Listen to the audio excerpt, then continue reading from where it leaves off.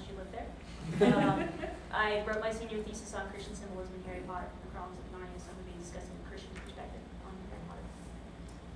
I am Cody Ezel, and I am a senior here at UNC Charlotte, and I will also be helping her with the Christian point of view of Harry Potter. Hi, I'm Angelica Chakraborty, and I attend UNC Charlotte, and I'm in English, a major in English, and hopefully a minor in communication. And my topic will be on the Hinduism of Harry Potter. I'm Alan Kaufman. I am a senior at UNCC, and I will be doing the Judaism perspective on Harry Potter. I'm Julia Ituiwa. I am an instructor here at UNC Charlotte in the English department, and I will be talking about Wiccan in Harry Potter. So the first topic we're going to discuss is death in the series.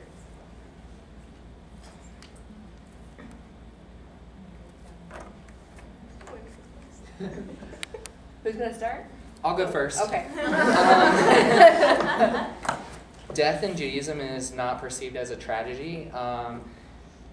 We kind of base our faith, the idea of Judaism, off of God has a plan, and whether it is good or bad, everything kind of happens for a reason. So death has meaning for those who believe in Him and are all part of God's plan.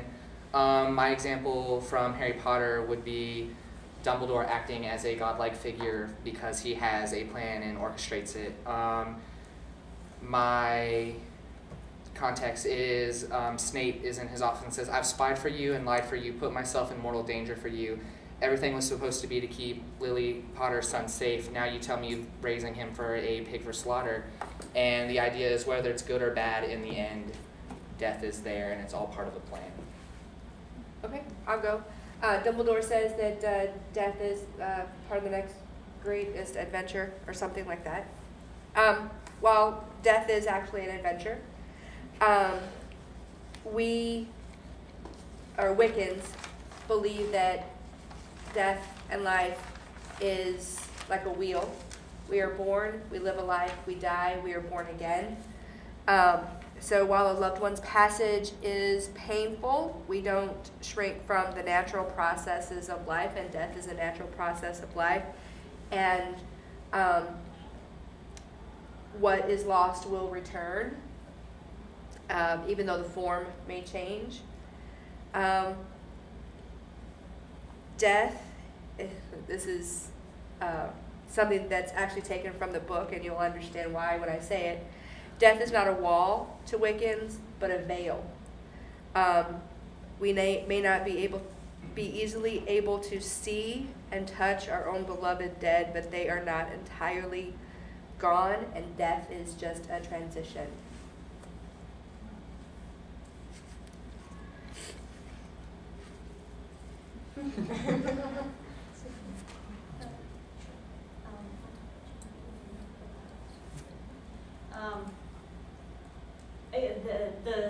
The whole series, it starts with death. It begins with death. Death of James and Lily Potter dying to save their infant son, and with their death, Harry lives. Even on their tombstone, the last enemy to be destroyed is death. And I'm going to talk a little further about that when we talk about resurrection a little later. But their sacrificial death allowed him to live. So death for the Christian is not necessarily doom and gloom, but it has purpose as well. Talk about the hallows. I'm going to break down the Deathly Hallows, really, because you can't really talk about death without including the hallows. But the deathly part of hallows relates to death, and hallows means holy or sacred, which makes, as the Christian point of view, you really think of like the Holy Trinity. So we discussed the Elder One as being like God the Father, who is all-powerful, and whoever possesses the One has like limitless power. The resurrection stone is like the sun, because Jesus called people from the dead, like Lazarus, for example. And the invisibility cloak is like the Holy Ghost, because the invisible, the presence is known, but still invisible. So all three together makes up the master of death. So all three in this Trinity like lead you to salvation.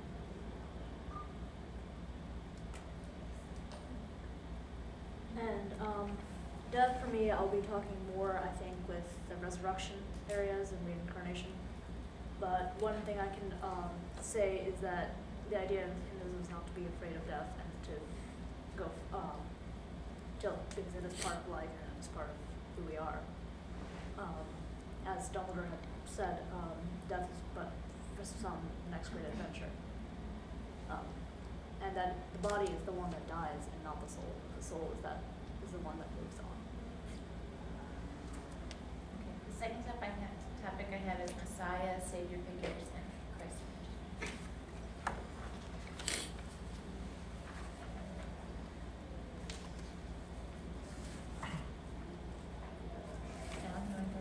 Yeah. Belief in the eventual coming of Mashiach is a basic and fundamental part of traditional Judaism. As an example of things comparable between Harry Potter and Judaism, Harry Potter can be explained as a Messiah-like figure by ideas in place through biblical text. I focused on the part in Ezekiel 38:16. It says, "Before the time of Mashiach there shall be war and suffering." As an ongoing theme in the plot of the Harry Potter series is the death and destruction in Voldemort and things like that. It's been said that in every generation a person is born with the potential to be a Mashiach, the Messiah. If the time's right for the Messianic age, that during that person's lifetime, then anybody has the potential to hit that specific point. Harry plays the Messiah role in the series. In the self-fulfilling prophecy, Harry takes on that role and he chooses to fight Voldemort, which I say is comparable to choosing that life of being the Messiah.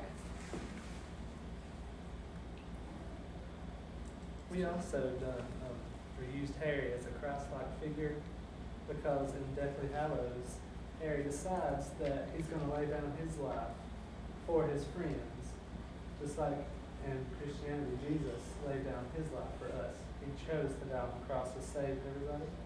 So Harry does the same and chooses to lay down his life for his friends, which gives them the protection to survive.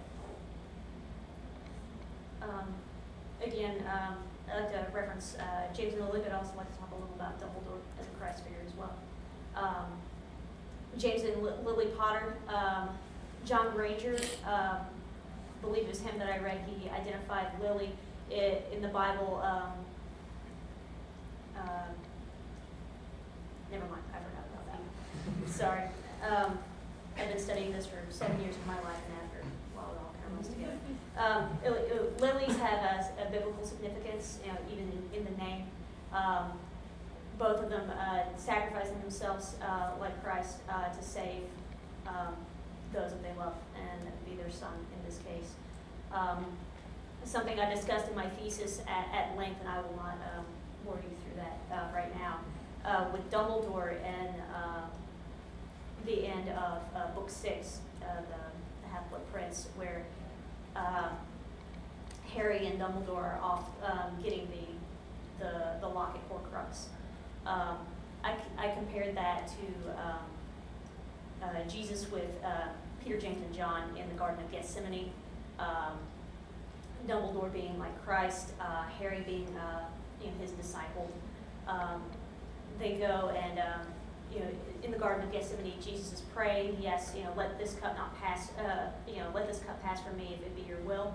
And Dumbledore has to take the cup of the potion in which the locket is buried.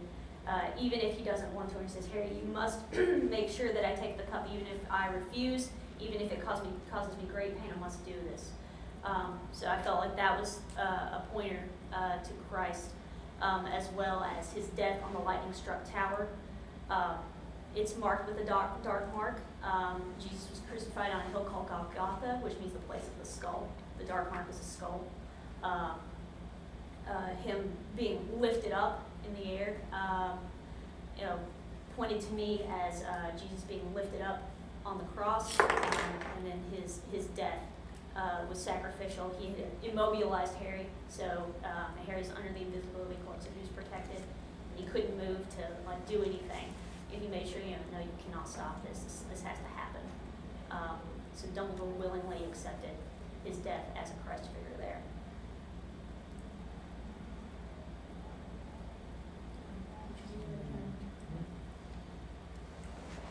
Wicca has no Messiah-like figure. That one's Jeff Girl. And then the next category I have is love in this series.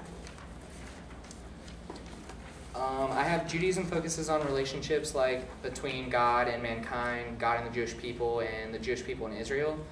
I said all these are present themes in Harry Potter series. For example, the Jewish people and their at oneness with the land of Israel. I said it's comparable to students and professors in the community that are there to fight for Hogwarts, for example, in the Battle of Hogwarts, and things like that. So that's my one good example. There's a very good verse in John. It's John 15:13. It says, "Greater love has no one than this, than he lay down his life for his friends." There like speaks for itself about like the love part in Harry, where he lays down his life for his friends. He has that love, and I believe Lily also possessed that love too, because she laid down her life for her son. So. And also Dumbledore possesses the love, because Dumbledore chose not to like fight Draco off or anything. He chose to try to save his soul by allowing Snape to do the job that was supposed to be for Draco. So all three has possessed the love that verse pretty much talks about. That there's no greater love than to lay down your life. Also in Harry Potter and the Order of the Phoenix, after the battle at the Ministry of Magic, Harry inquires about the room with the mysterious subject. And Dumbledore describes it as, it contains a force that is at once more wonderful and more terrible than death, than human intelligence, than forces of nature. It is also perhaps the most mysterious of the many subjects for study that reside there. It is the power held within that room that you possess in such quantities and which Voldemort has not at all. It was your heart that saved you. Referencing again, I've heard many people mention it today, the love Harry's mother had for him in Dumbledore describes in the first book. That is a power that stays with you, even though that person is gone. It marks you forever. It stays with you forever. Harry has been touched by love from his parents, and even though he knew no love from the Dursleys, he still exhibits that love to his friends. In the prophecy that Trelawney gave, talking about how the chosen one will have power that the Dark Lord knows not, and that power is love.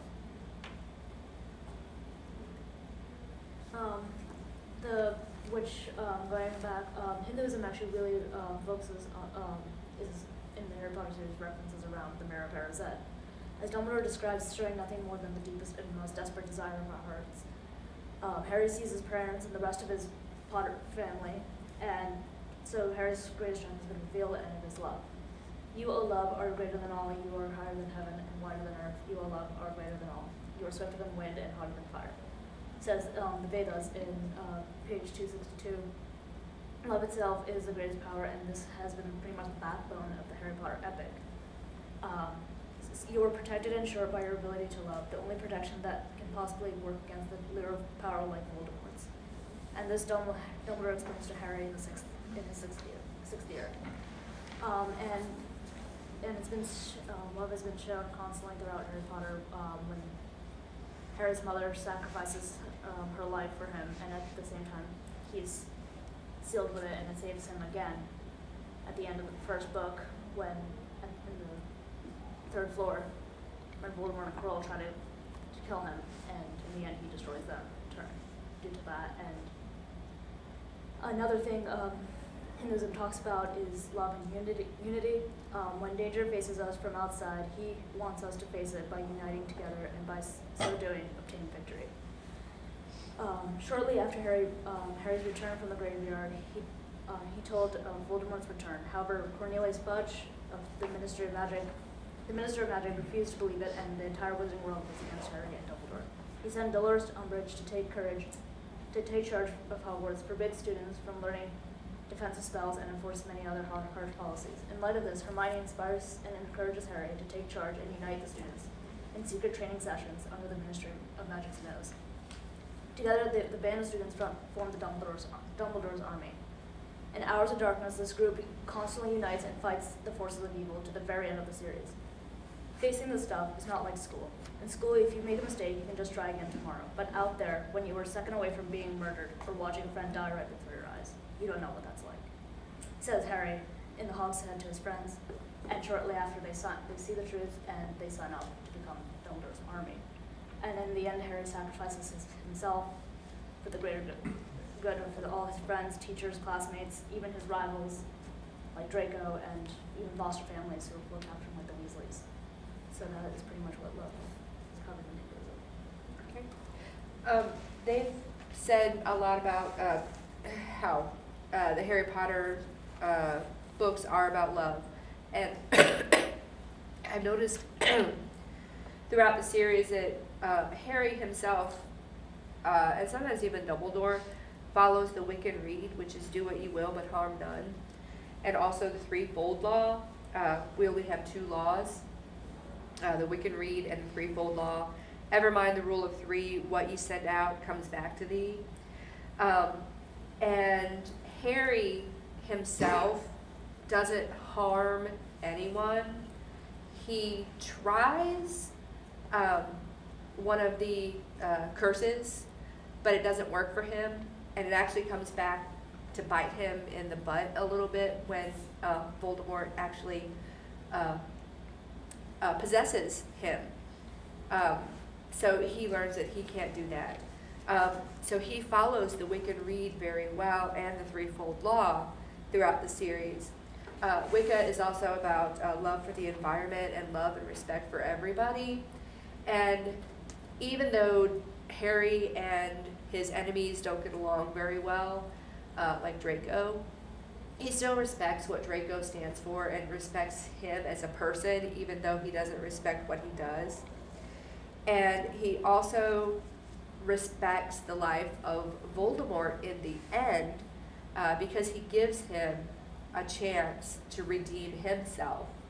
And he gives him several chances, but he never does. So he does what he has to do. So that's love and respect for the environment and nature. Okay, you guys also said you wanted to talk about reincarnation and resurrection. In Hebrew, reincarnation is called Gilgul HaNeshamot, which is the recycling of souls. I like to relate it to the candle concept, where if you have two candles, you light the first one, and you use the first candle to light the second one. Even though they're two separate entities, the essence of the flame from the first one is still the same, imperfections and all. I used it as referring to Harry Potter lives for 16 years with his own soul, but as well part of Voldemort's.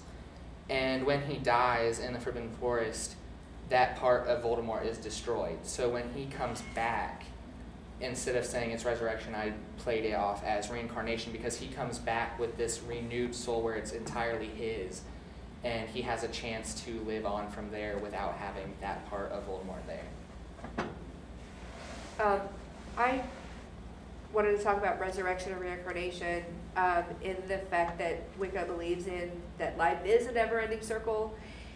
Although in the Harry Potter series, reincarnation is not necessarily mentioned because Sir Nick explains how ghosts come about. And reincarnation really isn't mentioned, but with Sirius falling through the veil, that it's more of a transition. But they're always with us. Our families, they can always, or our loved ones, I should say, always know what we're doing, where we are at, and they can see through the veil more clearly than we can with the resurrection stone.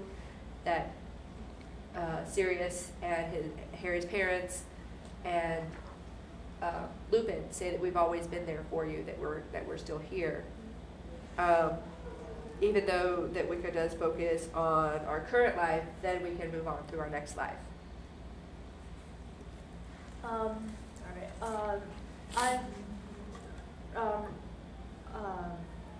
For me, it's more like, I'm just going to be speaking more of like immortality, but that also is kind of relevant to reincarnation. Nosy is a big believer on that. When looking into the mirror, again, like Harry did, one who takes the time to think and will realize that the body and soul are two separate things. The body is not the individual, but the soul is. Body will die and the soul will move on. This is implying that the soul or individual is immortal. This is explained in Deathly Hallows when the trio talk of the Horcruxes and further death. A Horcrux is a living soul inside an object. But if the object is destroyed, so does the soul. A Horcrux, the opposite of a human being, which Hermione explains to Harry and Ron. Because a Horcrux is the complete opposite of a human being. Look, if I picked up a sword right now, Ron, and ran you through with it, I wouldn't damage your soul. As Hermione answers to Ron, one of Ron's questions, Rowling therefore has recognized the body and soul are separate. The soul moves on when the body is destroyed, and that is pretty much what Hindus believe. One of another idea is not to be afraid of death, as I had mentioned earlier. Death, and when one is not afraid of death, and one who is no longer afraid of death, then a soul will forever recycle and get higher in status. Someone who does terrible things and are afraid of death and will actually work backwards and go lower down and no longer have immortality. Harry is not afraid of death near the end and therefore has acquired immortality and has received higher status through his sacrifice and resurrection. Voldemort was afraid of death and committed horror crimes, and he tried to avoid death at all costs, making the Horcruxes. Therefore, his soul was destroyed, and he did not achieve immortality as he wanted.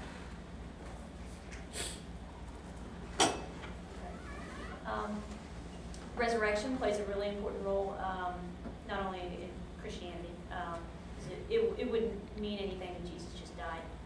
Just to say Jesus died for my sins, or Jesus died to atone for me. What matters is that he rose again. So for Harry, in the Deathly Hallows, where he's becoming the master of death, he's slowly gained all the Hallows. He's had the cloak, he has the stone, and now he's about to get the wand. With these Hallows, we really feel like not only are they